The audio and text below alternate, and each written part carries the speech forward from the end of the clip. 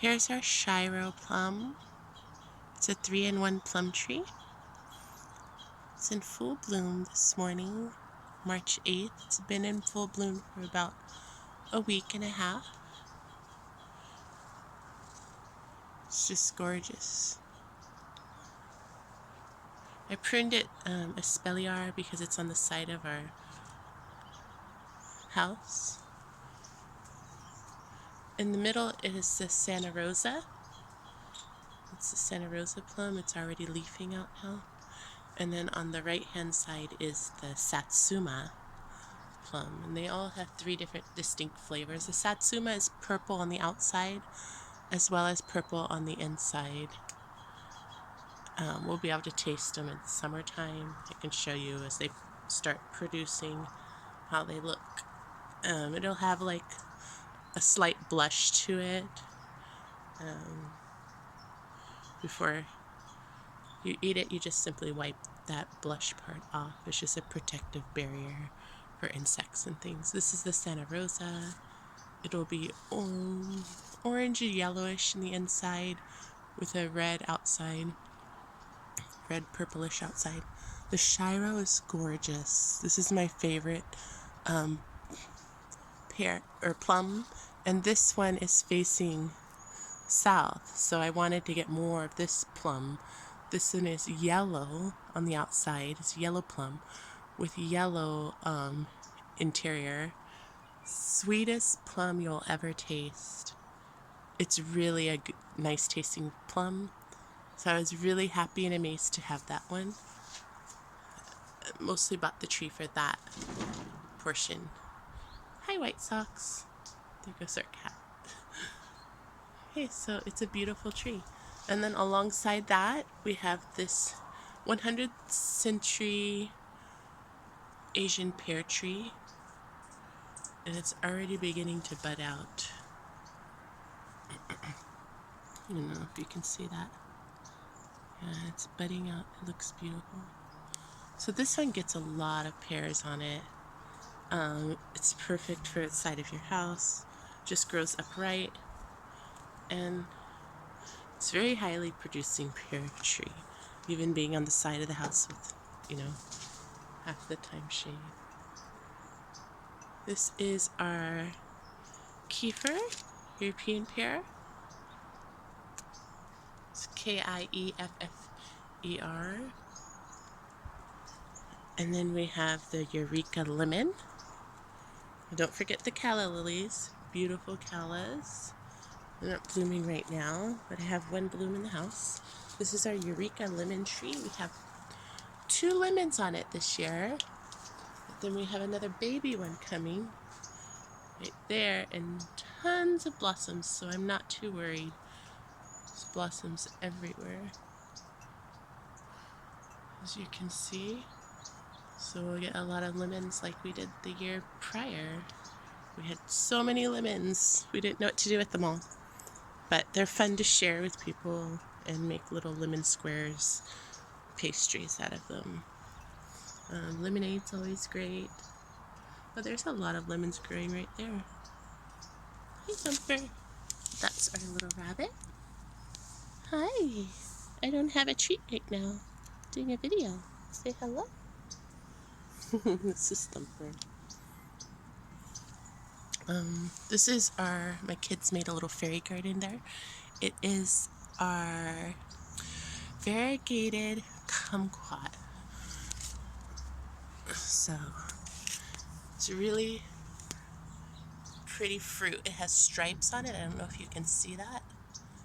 We had a little sprinkle of rain this morning, but it has little stripes on it. It's darker stripes when it's younger, and as it ages, the stripes, they begin to dissipate, blend in with the fruit color of bright orange. And this one, I believe, is ripe. I think we could probably pick that, but it'll be full of fruits. This one will be a nice little coverage here. We want a little privacy screen, so we're hoping that would grow up and block some of the view from their kitchen window. But so we have a little privacy in our backyard. and a little wind block, so it gets awfully windy here. This is our Meyer lemon tree. It's suffering a little bit in the leaf department. A lot of the leaves have dropped. Sadly, last year, when I came out in the fall, I noticed some of the leaves are falling off. Now we have full blossom. So I just keep them misted so that they don't dry out every morning and evening to make sure they stay on the tree. And then we'll get beautiful lemons. This was full of bright orange Meyer lemons last year. So we're hoping for more again this year. They're really, really sweet lemons. Such a treat. Very different from the Eureka. The Eureka is more vigorous and hardy, but very true to the lemon sour flavor. So that's the Eureka. We have some horseradish here too. It's coming back. Some lilies, these purple lilies. Okay, so that's our side yard. And then let's go ahead and look at this Breath of Heaven. It's so pretty. The video doesn't do it justice. There's all these beautiful pink blossoms on it. Every spring, this one always takes my breath away. I love this little bush or shrub. It doesn't get any higher than a fence. So if you did want to line your fence with them, they're beautiful. They do have a little maintenance with the sun. They don't like as much. I mean, they're fine in full sun. You just have to keep it well irrigated. So this one, everything here I water by hand. So then I don't really water but once or twice a week. If it's a hot, dry spell, 90 degrees or higher, I will water that morning or evening. So let's see, this is our apple tree, our big beautiful Espalier apple tree, and it is a golden Dorset apple. This is the first tree to bloom in our beautiful edible landscape garden. It has beautiful, there's a few right here. Let me show you. You can see beautiful white blossoms everywhere. The tree will just have blossoms, no leaves. In the very, very beginning of January, I think it was, or end of January. Just beautiful. And I sprayed it with neem oil so we don't get any codling moth. That's the main problem in our backyard with the apple tree, is the codling moth worm. The cherries, I think, get it too. So we just spray everything with neem oil, except these like ornamentals. This is a butterfly bush. Beautiful purple butterfly. Flowers will come on it, and yeah, we do get some butterflies back here. We get more hummingbirds than butterflies for sure, but it's exciting. Anything that comes visit our garden, we're always excited and thrilled to see. This is pineapple guava tree. So the best tree for the Bay Area weather in Zone 9B. This pineapple guava gives tons of little pineapple fruits, guava fruits. They're so sweet. Let's see if I can find any. They'll be hanging. They do grow in or ripen up in October around Halloween time. So that's when you know when to go look for them. I don't see any right now. There'll be a little tiny hanging oval. Well, there's a flower. No, that flower came off, but this is, yeah, so that's the pineapple guava tree. It grows as tall as, it can get to be a 10 by 10, but we're going to prune ours down to like 6 feet or so, 6 or 7 feet. And then we have the clementine. This is our lovely clementine. We've already picked a lot of them off, but there are some here that you can see. And they're so sweet. They're so tiny and easy to peel. The peel just kind of flakes off. Really beautiful fruit. See if I can show you a close-up. And then I have a calla lily back here protected for the frost. But this one's getting ready to open up. beautiful long. I love that calla lily. A lot of new growth here on this clementine, if you can see. I sprayed it with neem oil as well, so it didn't get any leaf miner. I might have to spray again. So look, I see a few of them. Okay, but that is our little clementine, and they're about this size right now. This is the second year in the ground, so we planted it last year. It's very high producing. It grows like fruit right away. Like this is the first year, a full year it's been in the ground. We planted it this time, or around this time last year, so it's a beautiful tree. It's gonna go upright, just straight up and cover that pole in the background that we don't really care much for. Okay. And then I have also a Satsuma mandarin. It's a little baby, so it hasn't kind of grown in yet, but it's a beautiful little tree. It will have even sweeter and larger mandarin fruits where the pill will just fall off. Super soft and airy and super sweet. Here we have our peach tree. This is an early Alberta peach tree, and it's gorgeous blossoms. We just love this tree. It's so beautiful. Abundant peach growth. If you're going to get a peach tree, I just let you know, you'll get so many peaches you won't know what to do. So you should thin it out. Every 3 inch, 1 peach. If you don't, you'll get clusters of 2, 3, and 4 peaches, and they will grow full size. And they hang on the branches and bring them down, and oftentimes the branch does snap, where we have evidence of it right here snapping. My husband and I taped it back together to save it, and it did save it. It's still doing well, and this is where we get a lot of peaches too on this end. Not as much sun, so they don't ripen up right away, but lots of peaches all around. So yeah, I like how it's kind of shaped. We shaped it because of the trampoline, just to keep it out of the way from that, but can't really see it that good. Anyway, that's our gorgeous early Alberta peach. White Sox, where are you going? It's our beautiful cat, White Sox. She kind of scares away some of the birds, which is, so we keep her inside in the evening and in the early morning so we can bird watch. Over here we have a Washington navel. This is the first fruit tree that we planted in the ground together as a family. And this year it is full of buds, flower buds, everywhere. I'm kind of nervous how many oranges are we going to get this year, because we still have oranges on the tree. Kind of preserving them, keeping them fresh. There's only so much orange juice you can drink, so we'll see. But we're excited. We love this orange tree. It's our favorite. And it's sweet. It's a Washington navel. It takes a while to sweeten up in the Bay Area, but around this time they are sweet and ready to go. So that's our Washington navel.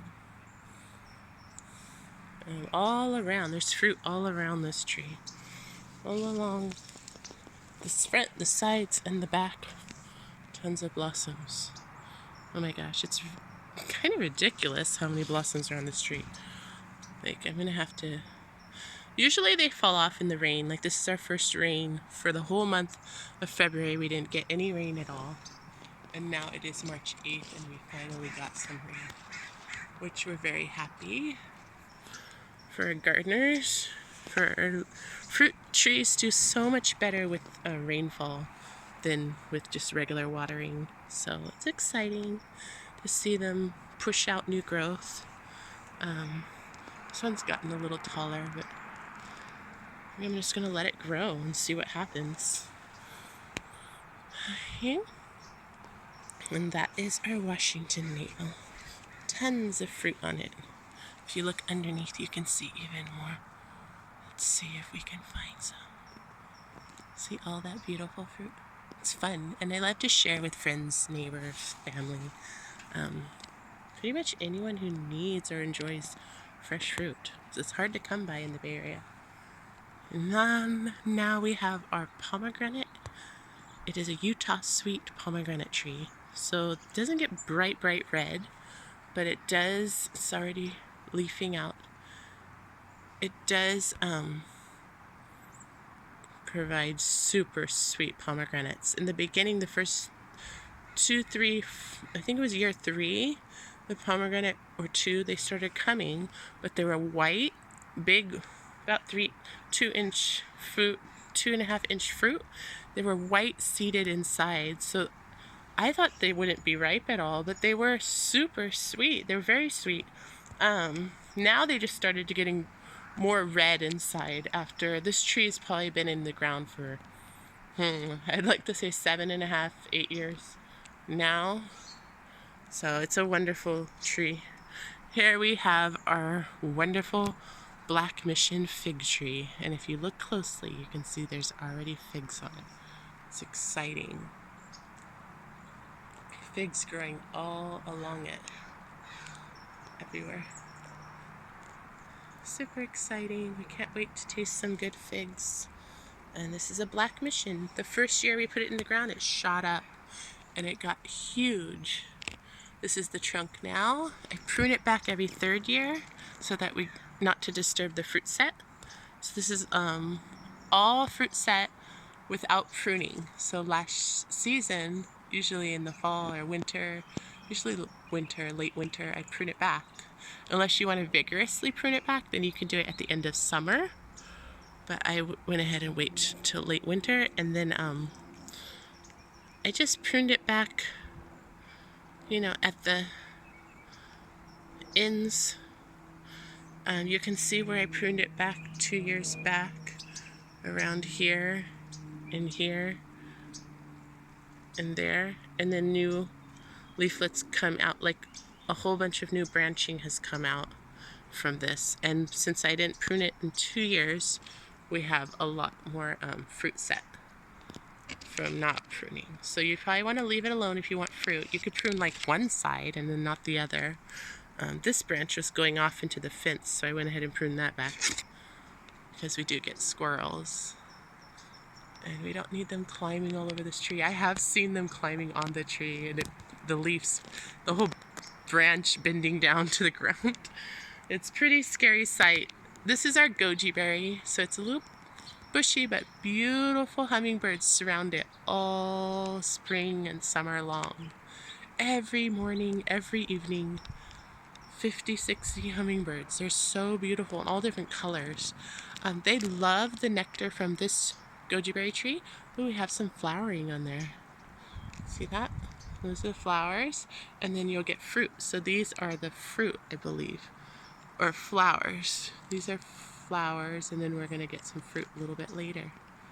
But that's exciting. This is one of my rare finds. I drove all the way to Fremont to pick up this goji berry. So it's a little bit bushy. I mean, it's not as aesthetically pleasing as most fruit trees are, and it is deciduous, so it'll be like a bare bush in the winter. But it's back here in the corner. We don't mind.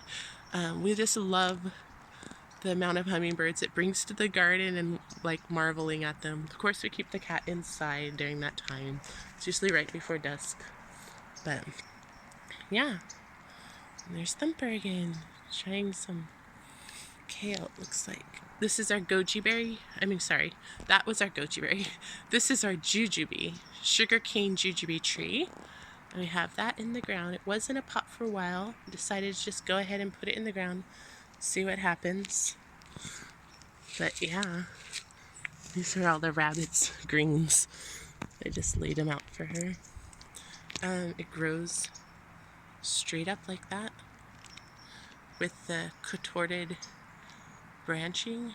So it's pretty tree. So in the background we have I think it's a tree kale. I thought it was just a regular kale, but it seems this is the second year growth that it's growing up like a tree. So we mostly give this to the rabbit. Loves this sweet kale. Here you go, Thumper. So she could eat that for breakfast and be so happy. But she can only eat so much, so we just give her a little bits at a time. In the back, I don't think you can see, but there are kiwi vines growing up this trellis. We have to get a new trellis for them, because that one's kind of getting old. Then I have some plants growing on the bottom. Geraniums everywhere. This is a Miho Satsuma orange tree that we're bringing to the front yard. We just haven't planted it yet to find the right spot. I already have a loquat in the front yard, so of those two fruit trees, I think that's the only two we're gonna put. Over here we have, what is that? That I believe is a kale. It could be, I think it's a kale, but it could be rhubarb. So I see this is rhubarb. It looks like the rabbit might have got some of that, but I'm not sure. And there's horseradish. This is definitely horseradish. And this is a berry bush. Forget the name. It's a mix, a hybrid of a currant and something else. And then we have the Concord grape back here too. Some garlic chives in that little planter. Yeah, this is definitely rhubarb. See the purple? Pink or reddish right on there. And then horseradish. This might be planted too close together. And we have some Swiss chard. Rabbit loves all these little snacks. Thumper. And then we have over here, so Pride and Joy, our Hyachia persimmon tree. So we'll see how it does. It has it's a large basin, and it's in full sun. I hope it will do okay in the full sun while it's young. It has a pretty thick trunk. That's what I was excited about. So it should be pretty vigorous. We're gonna chain it, probably cut just the top so it doesn't get too tall. It's already trimmed, so you can see. And we got it. Hasn't budded out yet, so we're getting excited, but it does have green growth right beyond the buds. And that's a Hyachia persimmon, the kind you can peel and then dry them in a well-ventilated, sunny room. You hang them by a string and dry them, and they're the sweetest fruit ever. It takes about a month and a half to 2 months to dry them, depending how hot weather you have. Probably take a couple months in the Bay Area, but in the back here we have a goldenberry, still doing good. Second season. This is the third season I've had it, but the second season I left it outside and it did fine, luckily. But these are the beautiful blossoms. And it has beautiful fruit too. These will turn really light yellow when they're ripe. On the inside, the fruit will be bright orange. There's a lot more over here.